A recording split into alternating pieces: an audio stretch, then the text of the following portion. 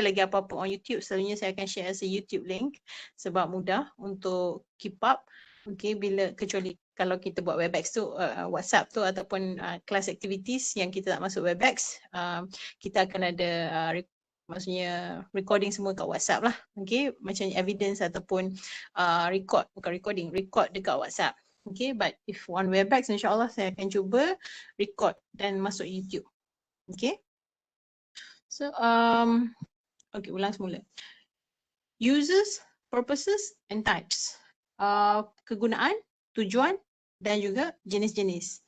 Assessment/test. And this time, pentaksiran dan ujian kita guna lebih kurang maksud yang sama. Assessment is a test is assessment. Okay, kita guna interchangeably. Remember, we can use them interchangeably. Although sometimes assessment tu sometimes is bigger.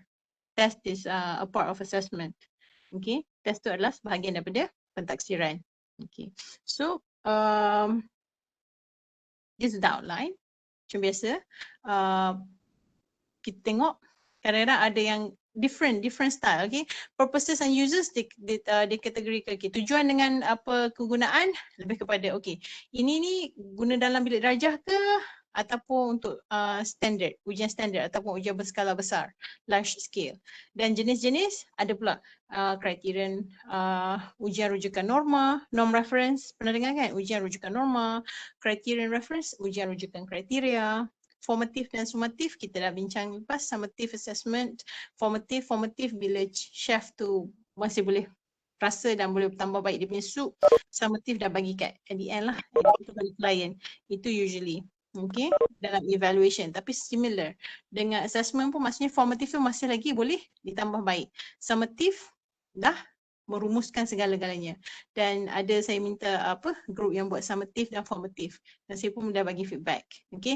Dan menurut Bennett, ada Bennett ni, this is a guy, macam prominent guy lah in testing kan. Kira Hifu lah. Kita panggil Bob Bennett, Robert Bennett. Okay. Katanya, we are not, semua ujian ada formative, ada summative. Cumanya, yang mana satu tujuan utama. Kadang-kadang midterm berbentuk formatif, dia ialah ujian formatif tapi dia tujuan utamanya ialah summative. Maksudnya dia nak merumuskan keseluruhan yang dah belajar sampai tengah tahun ataupun tengah semester. Kemudian lepas tu kita guna ujian tu juga berbentuk formatif, maksudnya lepas student dah jawab pertengahan semester atau pertengahan tahun, mereka boleh masih tambah baiklah untuk semester ataupun tahun suku kedua. Okay, jadi berbentuk formatif juga. Jadi summative dengan formatif pun ada bukan, maksudnya ada semua ujian boleh dikatakan formatif dan summatif. Dia tak asingkan, oh ni mesti formatif, ini mesti summatif. Okay, dekat Malaysia masih lagi lihat kategori itulah ada. Okay, mana contoh? Dia ada buat categorization, buat kategori. Padahal semua ujian boleh berbentuk formatif dan summatif. Cuma apakah fungsi utama? Summatif or formatif? Summatif ataupun formatif. Okay. Kemudian ujian rujukan norma selalunya berbentuk summatif. Ujian rujukan kriteria selalunya berbentuk formatif. Dan sekarang ni ada juga ujian rujukan kriteria yang berbentuk summatif. Okay, jadi perbezaan tu kita jangan mudah buat clear cut punya distinction. Sebabnya it depends on apa tujuan kita. Apa tujuan ujian kita ataupun pentaksiran kita. Yang ni lagi, school based assessment, pentaksiran berasaskan sekolah mula tahun 11. I think sekolah menengah kot tahun 2012. Vice versa tak ingat, tapi lebih kurang macam itulah that year kan, tahun 2011-2012 tu. Kemudian tahun berapa pula, 2017-2016 macam tu ada PBD, classroom based assessment. Yang inilah classroom based assessment ni yang tadi saya tanya grup yang buat teacher made test kan. Ujian yang dibina guru tu misalnya pentaksiran bilik darjah lah. Okay, yang memang kita guna untuk classroom based assessment. Midterm kalau guru tu buat untuk kelas dia, yes, itu teacher made test. Tapi kalau dia buat untuk semua, maksudnya seorang guru buat untuk semua kelas, itu maksudnya macam dia tak ajar pun kelas B, tapi kelas B pun jawab. Ujian yang dia buat itu dah bukan teacher made test dah. Okay, jadi bergantung kepada siapa yang bina, kepada siapa kita bagi, dan yang penting sekali tujuan lah, tujuan. Okay. Authentic alternative assessment. Okay, ya, school based assessment ni pun rasanya ada group present tadi saya dah tengok. Authentic alternative assessment. Yang ni semakin kita ke arah pentaksiran pembelajaran abad ke-21, KBAT dan sebagainya, dan standard guru Malaysia dan juga saya dah sebutkan pentaksiran abad ke-21. Okey. Ya, kita dah ke arah authentic alternative. Dan COVID, dengan keadaan COVID, kita dah makin nak tengok pentaksiran yang berbentuk authentic ataupun alternatif, selain daripada pentaksiran yang duduk standard dalam kelas dalam bilik darjah, duduk atas meja, bukan duduk atas meja, duduk dekat meja seorang-seorang dan kemudian jawab macam Bad Genius. Did you remember YouTube video yang saya bagi ahad lepas? Okay, I give you, that's one. Kita pun nak try dah ke arah tu lah. Kita nak memperbagaikan kaedah pentaksiran atau jenis-jenis pentaksiran atau ujian. Okay. Dan kepelbagaian cara, dia ada macam-macam cara. Komputer, kita bagi diagnostik, kita bagi ujian yang kira masa. Okay. Berapa banyak dia boleh jawab dalam masa seminit. Okay. Itu speed test whatsoever. Okay. Kepelbagaian. Makin lama makin konsep pentaksiran yang makin luas, susah nak cari fine line untuk distinguish. Kita boleh, tak ada dah pemisah yang jelas. Okay. Ini bergantung kepada apa tujuan assessment. Tujuan assessment untuk kita buat inference tentang trait kan, karakteristik people, bahan, program, okay, sebab kita nak buat keputusan, to make decision. We want to make decision untuk kepada student kita based on keputusan dia, kita nak masukkan dia kelas A ke kelas B, ataupun kita nak kita nak buat pengukuhan ke ataupun dia dah okey. Okay. Pengukuhan ada sama tak dengan pengayaan? Enrichment and pengukuhan kita panggil apa dalam bahasa Inggeris?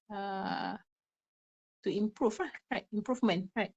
Okay. To compare. Yang ni biasalah kan, bila kita buat ujian rujukan norma, siapa yang buat? Kan? Bila dia nak compare atau perbandingan antara pelajar, dan selalunya berbentuk summative. Okay. Dan improve untuk menambah baik instruction and learning. Okay, maksudnya pengajaran guru pun dan juga sesi pembelajaran dan sebagainya. Jadi at least kita nak tengoklah benda-benda yang kita nak buat, inference ataupun kesimpulan tentang sesuatu trait, karakteristik manusia, kita guna based on apa yang kita nak buat berdasarkan keputusan ujian pelajar tersebut. Dan juga research lah, kalau kita guna dalam research ni biasalah kita nak tengok kalau PISA atau some people call it PISA teams, pernah dengar kan? Itu memang dia orang kata itu Olimpik, tapi Olimpik bukan dari segi Olimpik sukan, Olimpik exam, test. Okay, jadi dia nak compare negara, dia buatlah teams and PISA and stuff, and a lot of criticism dah with teams and PISA. Okay, PISA, some people call it PISA. Okay, for program improvement and evaluation, ini tadilah untuk program evaluation. Kalau kita nak tengok, okay, program kita buat satu program lah, program keusahawanan. Okay, kita buat pentaksiran. Kita nak tengoklah sama ada based on pentaksiran tu pelajar-pelajar boleh kuasai ke tak. Ada tak penambahbaikan? Boleh tak pelajar jadi usahawan? Contoh, okay. Accountability ni maksudnya bila kita ada penambahbaikan suatu program, dia adalah bukti. Bila bukti tu kita kata okey, program tu berkesan, ia lebih ke arah accountable lah untuk akreditasi dan sebagainya. Okey, yang ni Popham. Popham, he's also one of the SIFUs in assessment. Dia kata apa-apa pun kita tengok tujuan. Macam mana pun kita nak buat, kita sebagai pembina item guru lah kurang-kurangnya kan, kita nak tengok tujuan utama suatu ujian tersebut. Kenapa ujian tersebut dibuat? Nak buat apa? Nak ukur pelajar, nak banding pelajar ke? Okay? Nak buat untuk penempatan ke? Nak masuk ISMP ke? Ataupun nak masuk program medik ke? Nak improve nak masih buat penambahbaikan tentang program ataupun pengajaran ke? Okay, apa tujuan utama? What is the purpose? Yang tu yang penting. Nama-nama label-label yang kita tengok tadi ni, yang anda buat semua dalam Padlet tu, itu hanyalah label, tapi label tu berdasarkan apa tujuan. dan adalah sedikit ciri-ciri ujian tersebut yang khusus, yang unik daripada ujian-ujian lain. Okey, kadang-kadang ujian-ujian ni nama pelbagai tapi kegunaan sama. Okey. Okey, yang ni ada lagi lah. Ni untuk classroom test. Untuk bila ujian bilik darjah. Memang lebih kepada untuk bagi maklum balas kepada guru, nak tengok faham ke tak. Saya bagi tugasan Padlet, nak tengok faham tak. Kalau saya tak ajar based on nota saja, boleh faham tak? Boleh cari tak maklumat tentang ujian-ujian, jenis-jenis ujian yang ada. Okey, kalau tak ada, okey tak apa, saya bagi maklum balas. Kita faham, okey, yang ni mungkin konsep dia susah sikit daripada jenis ujian yang lain. Jadi saya bagi maklum balas. Kita tengoklah. Okey. Dan kita boleh tambah baik bahan atau pengajaran dan sebagainya. Kalau kita tak boleh guna Google, tak boleh guna Kahoot, kita guna paper pencil. Okay, contoh. Kalau masa tu internet down, kita kena ada backup basically. Whatever we do in the classroom test lah untuk bilik darjah, untuk pelajar kita. Okay. Kadang-kadang pelajar tak boleh faham bila kita bagi tugasan eksperimen yang menulis. Dia memang kena buat. Ada setengah dia kena tulis juga, dia baru dia faham. Okay, those kind of things. Okay, jadi itu lebih kepada classroom test, ujian bilik darjah.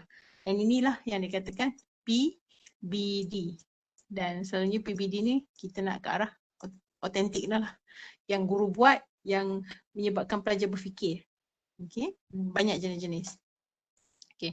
Ada juga yang nak tengok diagnostik. Diagnostik ni macam doktor pula nak diagnose penyakit kan. Tapi lebih kurang lah guru pun ada juga nak diagnose pelajar dia kan, nak buat apa, sama ada remedy ke. Remedy tu apa? Kelas pengukuhan lah, tak salah remedy kan. Okay, sama ada nak tengok lah pelajar ni macam mana dia punya berdasarkan keputusan. Nak tengok dia ni patutnya pass ke, fail ke, ataupun nak kena repeat. Kalau fail selalunya repeat lah, tapi kadang fail lah, ada setengah memang fail boleh repeat. Okay, so those are the kind of keputusan yang akan menentukan pelajar tersebut. Kalau dia tak boleh naik darjah 5, darjah 4, apa kesannya? Kesan keseluruhan, bukan setakat tentang pencapaian saja. Okay, tentang emosi dia, psikologi dia, ada benda jugalah yang kita kena ambil tahu. Beri maklum balas kepada pelajar tentang kekuatan dan progres mereka, dan juga bagi motivasi kepada pelajar. Okey. Bila mereka tengok tu adalah okey, dia ada kalau kita bagi maklum balas, kita bagi grade, kadang-kadang itu boleh meningkatkan motivasi bila dia tengok. At the same time ada jugalah isu-isu perbandingan dan sebagainya. Dan counselling. Kalau bimbingan dan counselling, siapa kat sini major bimbingan dan counselling? Lepas tu pelajar-pelajar yang selalunya bermasalah pembelajaran pun akan dipanggil untuk counselling. Okay, dan sekarang ni ramai counselling yang buat duit hanya untuk bagi counselling kepada akademik, masalah pencapaian akademik saja semata-mata. Okay. Okay, here what you can see a couple of situation, and these are actually standardized tests. Okay, yang inilah yang kata duduk kat meja kan, jawab masih lagi asing-asing. Keadaan sama, soalan sama, semua sekolah jawab soalan yang sama, satu negara. Okay, situasi sama, masa yang sama, maksudnya duduk di situ dengan jawab di situ. Sama, ini pun ujian imperialis China, dinasti Han tak salah. Okay, sebab kita punya ujian pun bermula dengan ujian ni lah, ujian macam PTD tu, PTD China tu. Okay, tapi daripada China. Okay, that is standardized test sedikit history. Ini di Bangladesh. Okay, ujian berkomputer. Tak salah nak masuk MBA, program MBA kan, Master for Business Administration. Ke India ada berbilion penduduk, dia cuma nak ambil daripada berbilion tu, dia cuma nak ambil hanyalah top 1%, maybe less. Sebab ini daripada sebab banyak competition. Okay, that's India lah, tapi basically Bangladesh same competitiveness. Dia punya persaingan tu sangat hebat. Okay. Ini masa inilah exam betul? Exam PTD China tu. Dynasty Han tu. Ini dia punya cube. Dia bagilah soalan lah, duduklah kat sini. Kat sinilah makan, kat sinilah tidur dan sebagainya. Kat sinilah buat kerja dan sebagainya. Okay. So ini yang sebenarnya. Dia duduk kat sini. Imagine you have to take exam in this space. Stress tak stress. Okay. Standardized testing ni kalau kita buat betul-betul kan, maksudnya ada quality control, kita dah semak dulu, kita make sure pastikan kualitinya bagus, kita bagi soalan yang tak bias, jadi semua orang dapat maklumat yang sama, kondisi ataupun keadaan ujian yang sama, jadi ia boleh hasilkan satu skor tu ataupun ukuran atau measure yang kita dapat tu akan sangat berguna untuk lihat pencapaian dan untuk tambah baik apa yang kita sepatutnya tambah baik lah. Okay, sebabnya dia boleh compare test taker ataupun pelajar atau pengambil ujian, kat sini pengambil ujian lah tapi basically pelajar daripada pelbagai negeri, negara dan juga seluruh dunia. Okay, tapi kita kena make sure it's well designed dan sesuai dengan tujuan apa yang kita nak tanya. Kadang-kadang adakah bila kita nak compare antar negara tu ada yang soalan yang bias. Mungkin negara maju boleh jawab, negara yang membangun belum boleh jawab. Okay, so itu ialah benda-benda yang perlu dijaga. Okay, ada tadi saya tanya kenapa kata ujian memandu ialah satu ujian standard. Okay, tapi tadi ada saya tak ingat siapa komen counter argue ialah sebabnya bagi soalan sama dan sebagainya. Mungkin ujian bertulis mungkin, tapi ujian bertulis pun kita tak kata itu standard lah sebab kita ambil dekat komputer masing-masing, ikut masa masing-masing bila yang ditetapkan. Kita lebih kepada ujian berkomputer sajalah. Nak kata ujian standard tu mungkin tidak, kecuali kalau kita orang yang duduk dalam kita bagi satu dewan ataupun makmal lab komputer dan mereka jawab pada masa yang sama, soalan pun lebih kurang sama walaupun tak sama, hampir-hampir sama kandungannya, okey itu standardized. Bila mereka naik kereta pun dites oleh JPJ pun kadang-kadang ada yang laluan A, laluan B, laluan C dan bila kadang-kadang ada kena time pagi, time sekolah kan, penuh budak-budak sekolah kat jalan raya ataupun di tengah kena time pukul 10 pagi, time lengang, orang dah masuk office, tak jam and everything. So those kind of things, situasi berbeza. Tapi yang penting ujian memandu yang JPJ buat tu ialah ujian autentik. Itu salah satu ujian autentik yang mereka buat dalam keadaan dunia sebenar. Maksudnya kalau time tu ada kereta nak bully ke ataupun kereta laju ke, kereta budak sekolah dekat kawasan persekolahan ramai sangat ke, and masa tu ataupun masa tu hujan lebat ke, so it depends on the real time punya situation. So bila kata real time, real life situation, situasi dunia sebenar tu, itu ialah autentik. Dan jadi jarang kita kata ialah ia ujian standardized. Kalau kita duduk masa yang kan ada 3 jam untuk praktik, untuk teori jalan raya, yang tu itu bukan test lah, tapi kita duduk dengar taklimat. Okay, so that is the standardized. Standardized maksudnya benda tu semua dapat dalam kondisi yang sama. Maklumat yang sama, same testing conditions.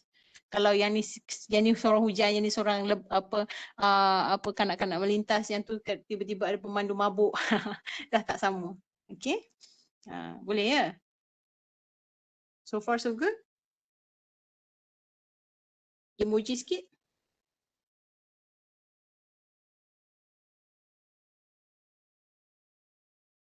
Okay, awesome. Terima kasih. Okay, thank you everyone. Please jangan ketawa. Okay. Okay, thank you everyone. Okay. Sekarang masuk bab yang lagi detail. Okay, dalam standardized test ada juga pecahan-pecahan dia. Okay, ada yang pensijilan ataupun pelesenan. Yang ini lebih kepada macam sebelum kita nak bagi dia kerja, dia kena make sure dia lulus ujian pensijilan, ada dapat sijil. Kalau dia tak dapat sijil, driver lori contohnya. Dia kena ambil lesen apa? Lesen lori tak ingat dah kan. Kita ada lesen kan. BDC semua-semua tu kan. So itu lesen, itu je. Kalau dia kena ambil tu, maksudnya dia kena ambil ni lah. Lesen lah. Jadi ini lesen. Tapi lesen bukan setakat lesen mandu lori. Lesen jadi cikgu, lesen jadi pilot. Ingat tak? Ada satu yang video yang wild test tu. Wild test pula lah. Wild apa? Tak ingat lah. Wildlife kot kan. Yang apa, Pasternak, Gabriel Pasternak yang crash the airplane dengan orang-orang yang dia tak suka. Okay, so he's a problematic pilot. Macam mana dia lepas jadi pilot tu? Okay, apa masa ujian apa certification test tu dia tak tanya ke apa emosi pilot, dan dia berkaitan juga dengan personality. Siapa yang kena buat ujian personality tu lebih kurang lah. Okay, personality guru, personality pelajar, kita tengok sesuai ke tak ni nak jadi cikgu. Okay, ataupun plus dia nak pilih apa kan, kalau kaunselor kita akan suruh ambil ujian personality tu kan yang kita tengok. Kalau kita ni banyak kepada P, dia macam tu, dia praktikal. Kalau kita banyak kepada E, dia ada kan. Dah saya tak ingat dah. Tapi ujian personality kerjaya. Personality tadi ada yang bagi contoh personality warna dalam Padlet. Okay, maksudnya kalau dia suka warna apa? Ada. Contoh pemandu yang suka drive kereta warna merah. Kalau dekat US, saya ingat lagi insurans dia mahal daripada orang lain. Sebabnya bila dia memilih kereta warna merah, dia suka warna merah. Merah ni melambangkan agresif. Jadi dia ada tendensi untuk menjadi pemandu yang agresif. Jadi insurans dia mahal. Jadi siapa kereta warna merah, insurans dia mahal daripada orang yang kereta warna plain macam hitam, putih, gold, silver yang biasa-biasa.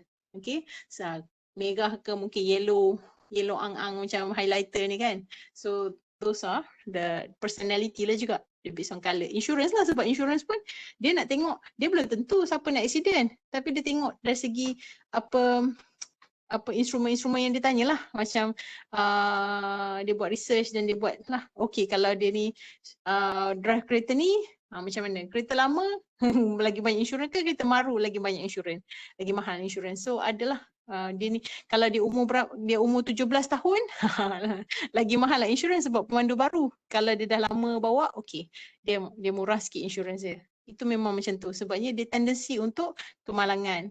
Dia tak tahu, dia bukan cuma dia dapatlah kita kriteria-kriteria yang nak predict. Okay, auzubillah lah. Okay, cuma that's what insurance use. So sama, ni licensure certification ni nak pastikan sama ada seseorang tu cukup tak pengetahuan dia. Kalau nak bedah kita jadi pakar bedah, tiba-tiba dia pun tertinggal masa buat simulasi, tertinggal gunting dalam perut dummy, mayat dummy yang di tengah simulasi tu. Takkan kita nak bagi dia suka-suka hati jadi kita punya pakar bedah kan. Contoh. Dan pilot samalah, kita tak kenal pilot yang drive, yang fly kita kan. Kita basically our life is at stake lah. Kalau pilot tu gila nak bunuh diri dengan kita sekali lah. So those kind of things lah. So we want to make sure they are qualified practitioner, pengamal yang mempunyai quality. Tadi saya ada cakap dengan grup, satu grup yang buat certification ni, Adam tak salah kan, saya tengah bersama dengan Adam tak salah, last kali sebelum yang saya ingat, saya minta tengok Google, cikgu Google kan, nak menjadi cikgu Google ada kena ambil certification. Tapi certification tu lebih kepada kena ambil berapa kelas, berapa jam, kemudian jawab soalan. Those kind of things. Okay, to be okay. Kadang-kadang untuk dapat sesuatu yang lebih advance lah, soalnya nak naik pangkat kan, kena ambil. Okay, admissions. Yang ni saya cakap tadi MATC pun salah satunya. Okay, MATC ada setengah kata MATC tu ialah pensijilan nak masuk jadi program cikgu. Ada yang kata MATC tu penempatan. Yes, nama dia pun selection. Selection tu ialah pemilihan. Pemilihan tu lebih kepada kemasukan ataupun penempatan lah. Okey, tapi kalau lebih kepada nak masuk lah, sesuai ke tak nak masuk ke ISMP. Placement ni lebih kepada macam, okey dia dah masuk, dia nak ambil apa pula? Bimbingan kaunseling ke dia nak ambil moral ke IT? Contoh kalau ada lagi exam yang lagi detail, lepas ambil maxi kena ambil exam lain pula nak make sure kata dia boleh jadi cikgu account ke, dia boleh jadi cikgu bimbingan kaunseling. Contoh, okey. So itu yang perbezaannya lebih kurang. So, maxi ni kalau kita kata pensijilan pun boleh diterima. Okey, sebabnya dia nak masukkan kita masuk, ada dah sijil lah macam permulaan lah nak masuk satu program. Okay, tapi dia lebih kepada penempatan lah, pemilihan, selection. Okay, bukan admission, kemasukan.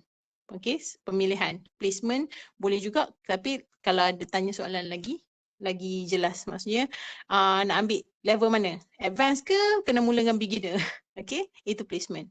Employment, yang ni lah. Kalau nak pilih nak masuk kerja ke, kena ambil lah kan. Test, nak tengok dia boleh ke tak. Sama juga, placement, nak naik pangkat. Adalah nak masuk ujian yang berdasarkan kerjaya. Nak tengok. Yang ni bukan ujian kerjaya yang macam nak kerja apa. Jadi ni masa dia nak pilih, dia nak ambil apa, nak minta kerja, dia akan kena ambil, nak tengok sama ada dia cukup syarat sebelum kena interview. Dia ada kan beberapa steps. Okay, samalah macam PTD pun lebih kurang. Okay, curriculum based and of course, yang ini macam lebih kepada summative. Yang tu standard lah, yang ni maksudnya bila habis suatu course kita ambil final exam.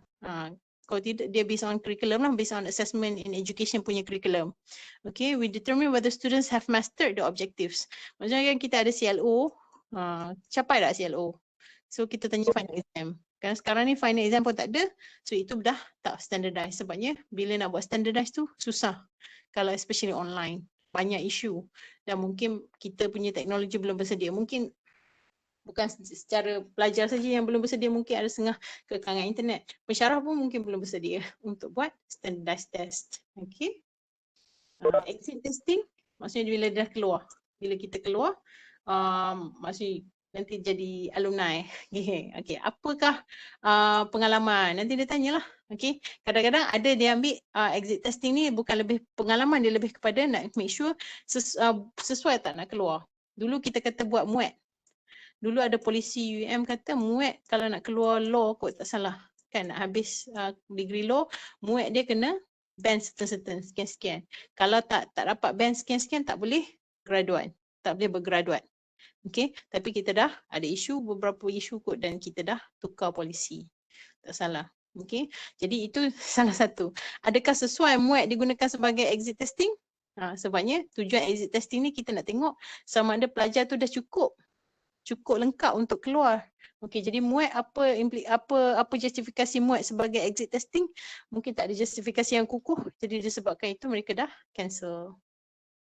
Ini policy tools, course credit. Nak ambil course credit, kena ambil tak? Assessment in education ke elective ke requirement. Okay, those kind of thing. Kalau kena ambil standardized tu, kalau dia duduk sama-sama, duduk apa dalam kondisi yang sama-sama ambil test maklumat yang sama, maksudnya soalan exam lebih kurang sama, okey. Tapi kalau sekarang ni pun course credit pun dah lama dah kita dah tak buat standardized. Okey, cuma this one contoh-contoh ni diambil daripada ETS lah, dan ini ialah contoh-contoh yang standardized test yang mereka tawarkan.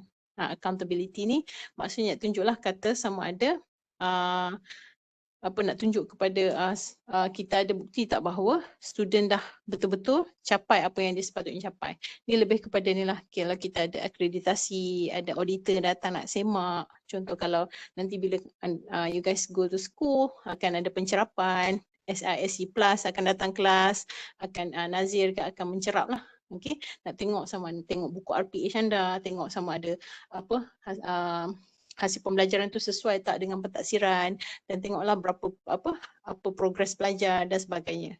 Okay, those are the things. Tengok banyak kegunaan test, dan ni baru standardized test. Ini ialah okay, teka. Okay, yang ni salah standardized lah. 1, 2, 3 ni kan dia tengah ambil exam, yang ni tengah pantau. Dia tengok monitor screen mereka ni semua, dan mereka pun tak boleh bawa keluar kertas semua. Adalah kena bawa pasport, tak salah saya. Okay. Yang ni teka. Yang ni siapa? Siapa boleh teka?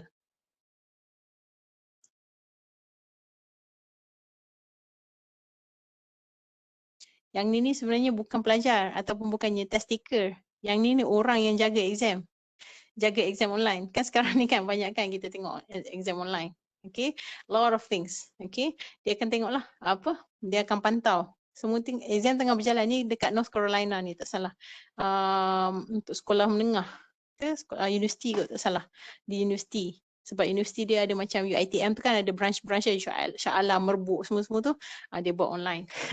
Jadi dia tengok samalah North Carolina ni dia ada North Carolina Greensboro, Charlotte, Wilmington, those kind of things. Okay, and banyaknya sekarang ni CBT lah dan saya tengok group group yang buat CBT tu, that's really good mind map. Okay, congratulations.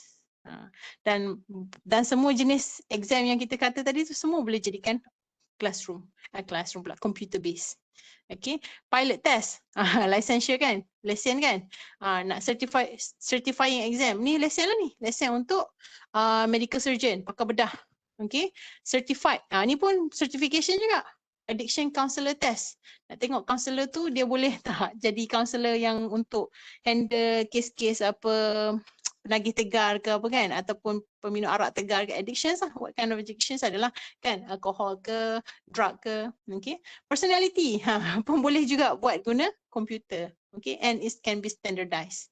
Okay, yang tengok psychometric, dia nak share the macam teaser lah, cerita Korean drama pasal he is psychometric. Okay, maksudnya dia boleh pegang je, dia boleh tengok dah soul, dia boleh nampak dah. So tak payahlah ada ujian kan, ada so fiction. Tapi tak apa, that's a good, kalau for you to understand psychometric is good lah. Itu untuk tahu psikologi seseorang.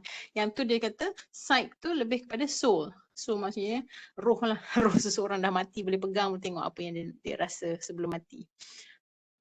Online test proctoring, okay, ini yang ni lah. Ni online test proctoring ni sedang langsung. Maksudnya dia tengah proctor, dia tengah jaga exam. Computer based entrance exam. Nak masuk MATC kena masuk guna computer based entrance exam. Okay. Lagi-lagi jenis exam. Okay, yang ni macam saya kata tadi, dia lebih Arni tanya apa? Ada contoh lain untuk sekejap. Arni ada tanya dalam chat, tapi dia tak keluar kat chat sini, dia keluar kat phone saya.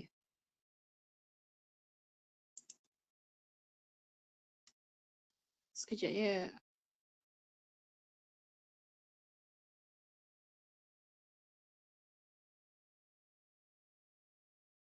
Arni boleh tak tolong type balik message, kenapa? Ada contoh apa, tak pun boleh cakap ke, saya tak dapat chat. Saya nampak sekejap, lepas tu dia hilang. Sekarang saya dah tengok chat pun dia tak keluar balik dah. Ada tak contoh lain untuk exit testing di Malaysia pada masa kini? Sebab saya buka, okey, dapat dah. Tak banyak penerangan. Okey, exit testing, selalunya kalau kat Malaysia ni dia lebih dekat universiti, dia mintalah nak exit test. Kalau ada setengah tu dia tak tu kat US. Kalau PhD, kalau kat US dia ada exit test, kita panggil qualification. Maksudnya sebelum kita nak start tulis kita punya thesis, kita kena ambil qualification exam. Yang tu dia akan cover semualah. Sebelum nak keluar program, kita kena ambil qualification exam. Itu exit test jugalah sebelum kita nak keluar. Tapi kat Malaysia memang tak banyak juga. Kat Malaysia yang saya dengar hari tu, MUET lah. Dia nak guna, kalau MUET tak dapat band sekian, band 7 kot. Budak-budak law, tak boleh grad. Okay. Jadi jaranglah kita nak guna sebab itu akan tambah lagi beban kepada pelajar. Jadi banyaklah, ada ramai orang yang ada berbagai pandangan, berbagai komen, berbagai maklum balas. Jadi at the end-nya kita tak guna banyak sangatlah exit testing di Malaysia. Okay, nice question Arni, thank you so much. Okay, I'm glad. Arni bolehlah share. Okay, I don't know, but yeah, if you comfortable sending me privately, okay. Thank you, but I'm gonna read to everybody, okay? Good job Arni. Okay, yang ni jenis-jenis yang lain. Norm, criterion. Okay. Oh. I think ada kan hari tu siapa yang share yang group apa pengurusan perniagaan ke IT ke yang share how to make sure mute before entry and how to chat with everyone. Nanti kita tengok balik. Siapa boleh share dalam group balik ataupun retweet ataupun reply kepada nota tu. Ada hari tu kawan-kawan kita share. Saya tak ingat. Saya masih lagi nak ingat nama masing-masing. Okay, mesti ingatlah Arni, Nadia, Nada, Nuha, Jeha, Nims, siapa yang Atifah, lelaki, Najmi, Haikal, Adam, apa lagi? Afizan dengan Daus. Kan? Yang tu je kan? Kita members for the guys. Okay, betul tu Nim dah tepuk tangan. Okay, kita ada masa lagi. Oh, 5 minit. Alamak. Okay, saya kenal. Ada kelas tak lepas ni? Kalau saya lajak sampai pukul 4 boleh tak? Tadi saya ingatkan sempat nak sembang banyak. Okay. Siapa ada kelas boleh pelan-pelan beransur kalau saya terlebih. Tapi siapa yang tak ada kita try habis pukul 4 ya. Okay. Criterion dengan norm. Yang ni pun kawan-kawan dah buat.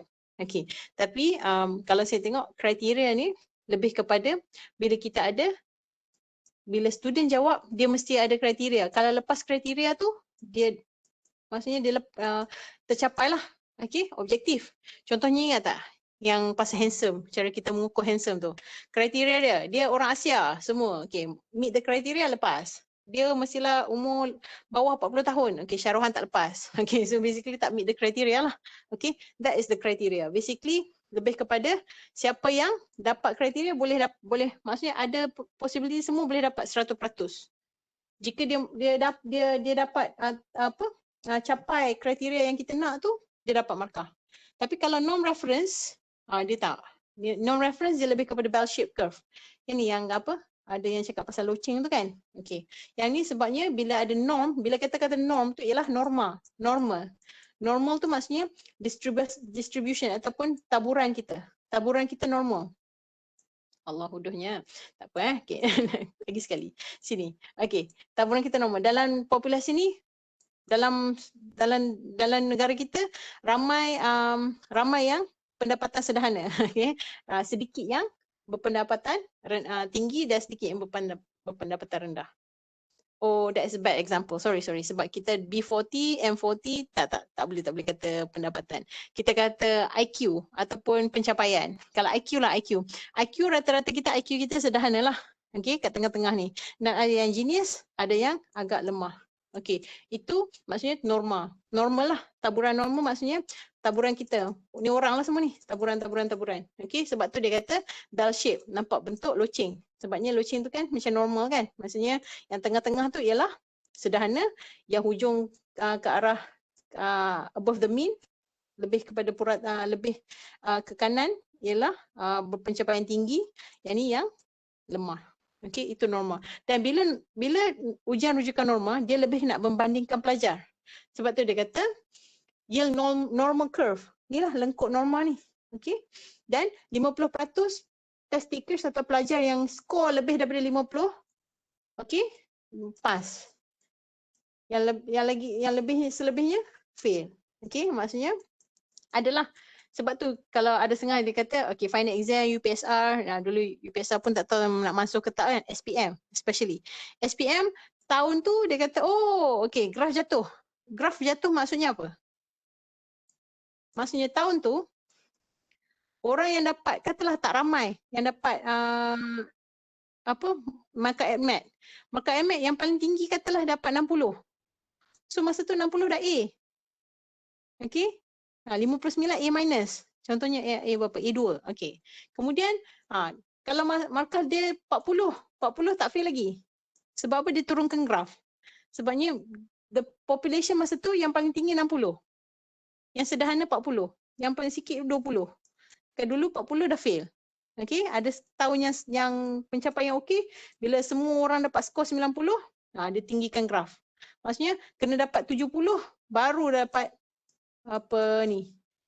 C.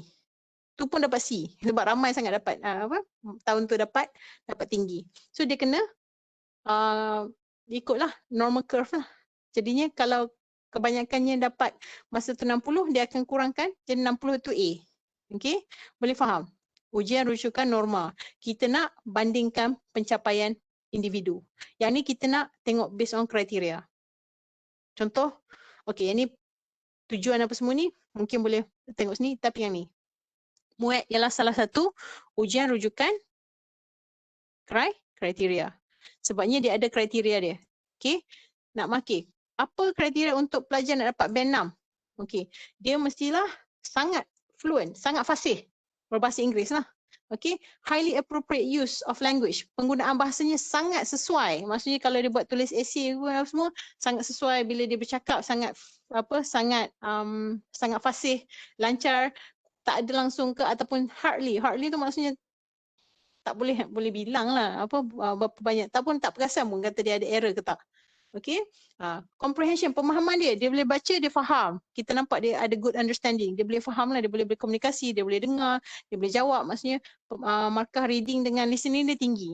Okay, task performance. Okay, dia boleh berfungsi lah kat mana-mana. Kalau kita suruh dia debat dalam bahasa Inggeris, boleh. Kalau kita suruh dia berdrama dalam bahasa Inggeris, boleh. Kalau kita suruh dia jadi dia tulis berita dalam bahasa Inggeris, boleh. Band 6. Okay, maksudnya dia meet all the criteria, band 6. Okay, kalau yang ni, okay, fluent, tak adalah very sangat. Okay, fluent saja, tak very fluent. Like the band 6. Okay, jadi dia fluent, appropriate juga, tapi few grammatical errors. Yang ni hardly ni maksudnya tak nampak sungguh, tak ada langsung kot mungkin. Yang ni few, ada sikit. Yang ni good, yang ni very good. Okay, so yang ni very high, yang ni high. Okay, yang ni tak very sangat, okay, adalah high. Okay, dapat 5. So meet all the criteria. Kalau dia meet all the criteria, boleh dapat band 5. Okay. Cuma satu tadi saya perasan ada yang masa siapa yang buat Padlet criterion tu dia kata tidak susah nak dipercayai. Yalah sebabnya dia lebih kepada subjektif juga, cikgu yang tentukan. Okey, cikgu yang tentukan, oh pelajar ni band 6, band 5, band 4. Ada kan kalau kita guna KSSM, KSSR pun sekarang dah guna pakai band. Okey, dia pakai student tu boleh buat tak? Capai tak band?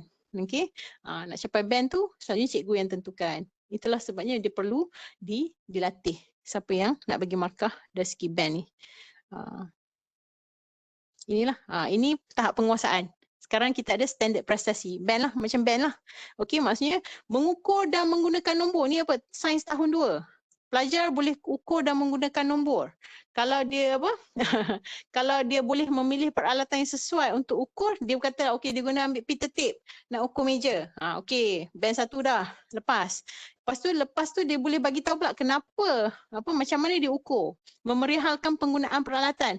Macam mana, okey kita guna ni, kenapa kita guna sentimeter, kenapa kita guna inci. Dia boleh cerita, okey.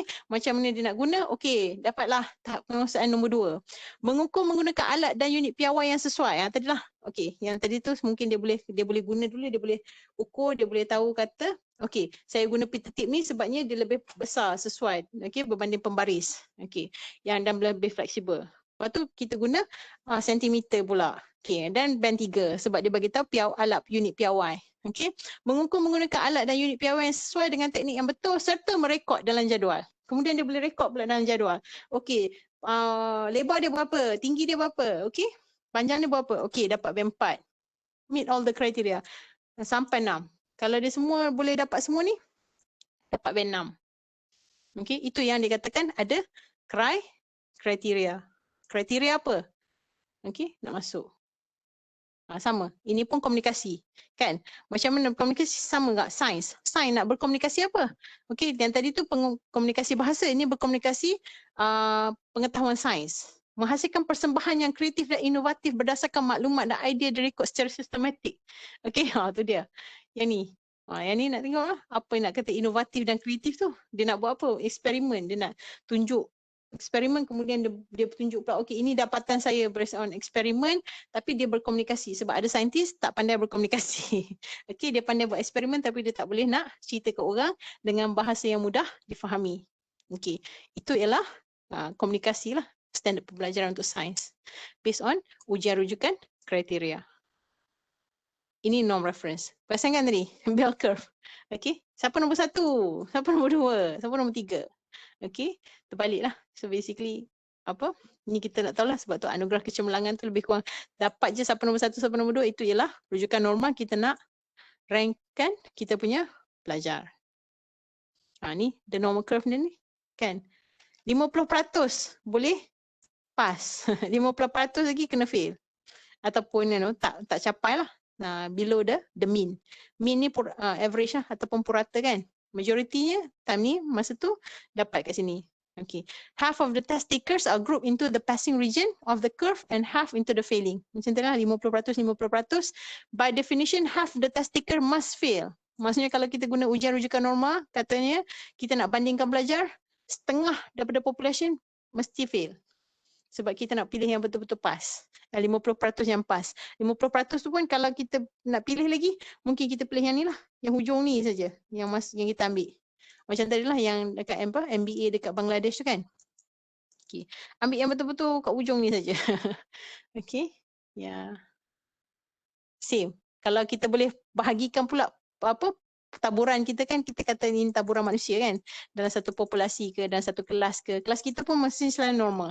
Kelas SGDA 4013 tahun semester A202 ni pun selalunya kita kata pilihan kita normal. Okay. Dan kita boleh pecahkan pula kepada 9. So sebab kata standard 9. 9 standard. Kalau yang ni, ini standard yang superior, very superior. Kat sini very poor. So kita kata stay 9 scaling. Kita boleh buat skala lah. Ni 9, 8, 7, 6. Kalau 6 tu maksudnya, okay. Slightly above average. Above average tapi sikit je. Melepasi purata. Yang ni kalau kat 5 ni average lah. 20% mesti average. Okay. Yang ni formatif ni kita dah bagi tahu dengan jelas tadi. Formatif lebih nak mengukuhkan, membentuk, membina keyakinan, tengok kelemahan dan masih lagi boleh penambahbaikan. Summative ni jaranglah boleh penambahbaikan. Tapi ingat tak Bennett? Did I put this slide ya? Alamak, tak pula ada slide. Tak apa. Bennett cakap kata kita bukan nak pecahkan antara yang mana summative, yang mana formative. Kita nak tengok yang mana yang utama. Summative ke yang kita nak ataupun formative? Samalah. Kalau kita kata kita lebih kepada fokus kepada ujian pertengahan tahun tapi dia lebih tujuannya formatif, bukan summative sangat. Summative tu secondary. Okey. Yang paling kita nak tengok formatif. Sebabnya kita masih boleh menambah baik.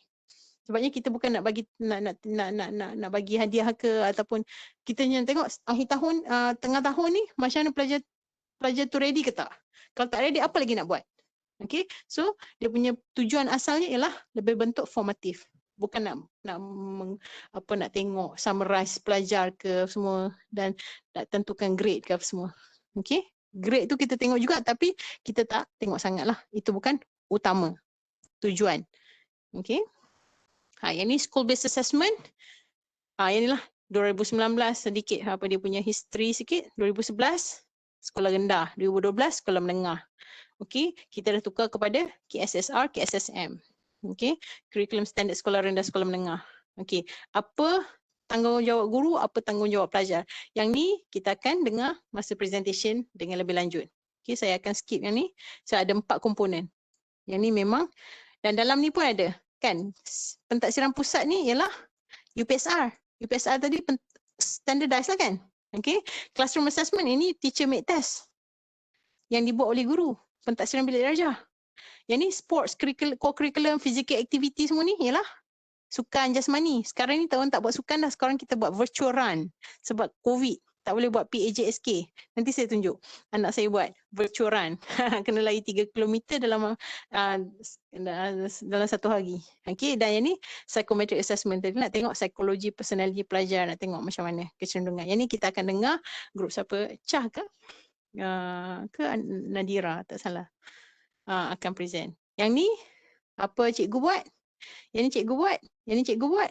Yang ni baru sekolah buat ataupun lembaga peperiksaan yang buat. Okey. Ni komponennya. Ini laporan pentaksiran psikometrik, nak tengoklah dia punya linguistiknya, dia punya matematiknya, dia punya logik lah, bukan matematik, logical thinking. Dia bukan soalan matematik tapi menyelesaikan masalah secara logik. Okey, kemahiran intrapersonal dia, interpersonal dia, music pun ada. Okey, ini ialah contoh-contoh soalan pelaporan. Ini prestasi ni pusat lah, peringkat pusat tahun 2018 PPSR. Okey, berdasarkan sekolah. I'm gonna go fast. Yang ni cuba tengok. Okey, yang ni pun nanti akan ada putting things in local context. Kita nak tengok alternative authentic assessment. Yang ini lebih kepada yang pentaksiran yang abad ke-21 nanti. abad ke-21 hopefully banyak. Nanti yang pembentang nanti akan banyak cakap pasal alternatif authentic test. Kita nak tengok ujian yang autentik lah, bukan setakat jawab soalan masalah matematik dalam kertas, tapi dia boleh buat dalam dunia sebenar. Kalau kita suruh dia pergi ukur ataupun suruh dia bina rebak ayam, boleh ke tak dia guna berdasarkan yang dia belajar dalam kemahiran hidup, ataupun yang berdasarkan dia belajar dalam engineering, ataupun yang berdasarkan yang dia belajar dalam matematik, kelas matematik atau kelas sains. Okey, iaitu maksudnya dia buat sendiri, selesaikan masalah sebenar. Okey, kalau student bimbingan dan kaunseling, boleh tak pergi kaunseling pelajar pesakit yang COVID, yang trauma COVID? Boleh ke tak? Ada tak dia punya kemahiran macam tu? Boleh, kalau dah belajar lah. Kalau tak belajar lagi buat apa kan? Kalau selalunya kita pergi, boleh tak pergi kaunseling ibu bapa yang mempunyai anak-anak yang masalah, contoh. Silap kena marah dengan ibu bapa. Boleh tak handle? Okay. So yang inilah, dia lebih kepada kita nak tengok proses autentik ni berdasarkan dunia sebenar. Perlu komprehensif. Perlu tengok kecekapan. Kalau cekap ke tak? Tak cekap. Mimic real life situation ni benda autentik ni lah. Okay, ni ada contoh. Dan ini masa Dr. Mazli Malik lah. Ni dalam amanat. Okay. Tapi Menteri sekarang pun masih juga menekankan pentadsiran alternatif lah. Ke arah tu lah memang sejak bila dia dah mula, dan itu akan dia tak patah balik lah. Ini surat berkeliling, surat siaran yang kata bila dia mansuhkan pula exam. Sekarang ni soalan darjah 1, 2, 3 tak ada exam.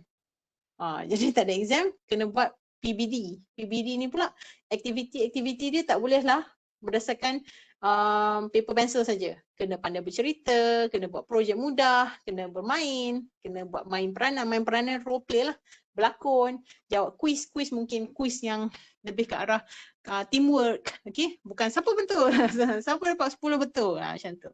Okey, dia menekankan all the 4Ms, membaca, menulis, mengira, menakun. Okay. Ini pun ada kategori-kategori dia. Yang ini ditentukan oleh ada satu KPM lah. KPM punya experts. 30 lebih kot expert dia.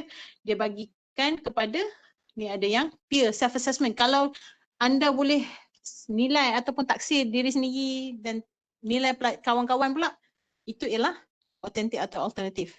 Group, buat kerja dalam group, buat Padlet. Okay, contoh. Okay, buat presentation, itu ialah alternatif, tapi itu paling biasa lah, paling basi dah lah kan, presentation. Okay, performance based, yang ni maksudnya boleh buat, tulis essay, okay, itu satu. Tapi kalau kita boleh instead of tulis essay, macam mana apakah faktor-faktor yang kita pencemaran, macam mana kita nak memberi kesedaran kepada awam, buat webinar, pergi turun padang, pergi jumpa Tok Penghulu, pergi jumpa orang kampung, pergi jumpa pengusaha kilang yang mencemarkan alam, contoh. Okey, buat portfolio. Sekarang kita panggil ada digital portfolio. Maksudnya buat portfolio guna video, nanti saya tunjuk. Technology based assessment, anything about using technology. Guna yang whatever you use, your mind map tu memang cantik. So you use all the technology web 2.0 tools. Okay. Tapi itu pun tak cukup. Ada teknologi yang, tengok tak video masa video welcome tu, yang dia buat dia buat simulation and stuff. Sekarang ni boleh dah. Maksudnya doktor buat simulation real life, bukan real life, maksudnya simulation untuk bedah pesakit boleh, dan itu pun ialah teknologi. Teknologi based assessment ataupun kita panggil computerized performance exercise. Dia buat exercise, dia buat latihan amali. Okay, performance, dia nak tengok dia punya prestasi, pencapaian, kompetensi, kecakapan, cekap ke tak? Ke tertinggal gunting dalam perut perut patung. Okay, those kind of things. Contoh-contoh projek. Ini sekolah Simpang Kuala. Pengomposan sisa organik. Instead of tulis karangan, okay, tulis karangan tu satulah bentuk performance, okay. Tapi sekarang ni buat, cari bahan dalam akhbar, buat portfolio, tanam pokok, okay. Buat kompos, apa beza kompos organik, okay. Dengan memang kompos memang organik pun kan, bahan macam kulit bawang, all the Benda-benda yang kita guna lah. Ni boleh tak pergi berdikari? Ini pengakap lah kan. Ini lah buat eksperimen. Ini salah satulah. Eksperimen ni pun kadang-kadang ada orang bertikai juga. Boleh pinjam dekat kawan kan. Buku PK Sains. Siapa selalu buat?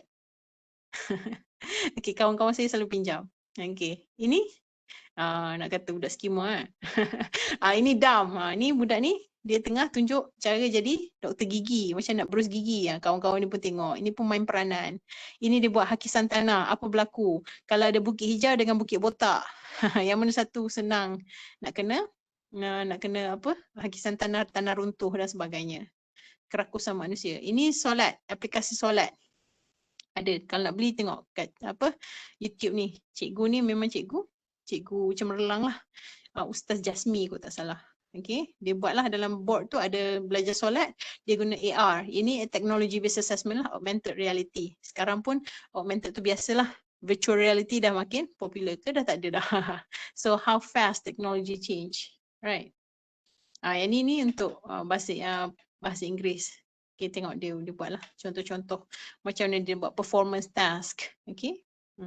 Apa pentaksiran dia, apa proses dia, apa ciri-ciri dia. Maksudnya kena menarik minat. Nak belajar bahasa Inggeris kena minat. Kalau tak minat sampai sudah. Okay, samalah macam anda belajar bahasa Korea. Sarang Okay, ini ways of testing in education. Paper and pencil, biasa. Computer based, computer adaptive. Okay, computer based, dia jawab mungkin semua jawab soalan yang sama. 1, 2, 3. Computer adaptive, dia lebih kepada kadang-kadang Fizan jawab 5. Okay, I don't want to use people. Okay, katalah saya jawab 5, adik saya jawab 3. Okay, 3 soalan. Tapi adik saya dikategorikan sebagai pandai ataupun dia lepas, dia pass. Saya salah, saya fail. Sebabnya adaptif ni dia ikut kita punya keupayaan. Kalau kita punya keupayaan tu, maksudnya kalau saya jawab soalan satu dengan ni saya, ni adik. Okay. Soalan 1, adik saya jawab betul. Saya jawab salah. Okay. Adik saya dapat soalan lagi susah. Soalan nombor 2. Lagi susah. Saya dapat soalan 2 juga. Tapi soalan 2 saya agak senang. Ni. Senang, mudah M. Okay, yang ni susah. Okay. Dia betul. Okay, nombor 3. Soalan nombor 3. Lagi susah.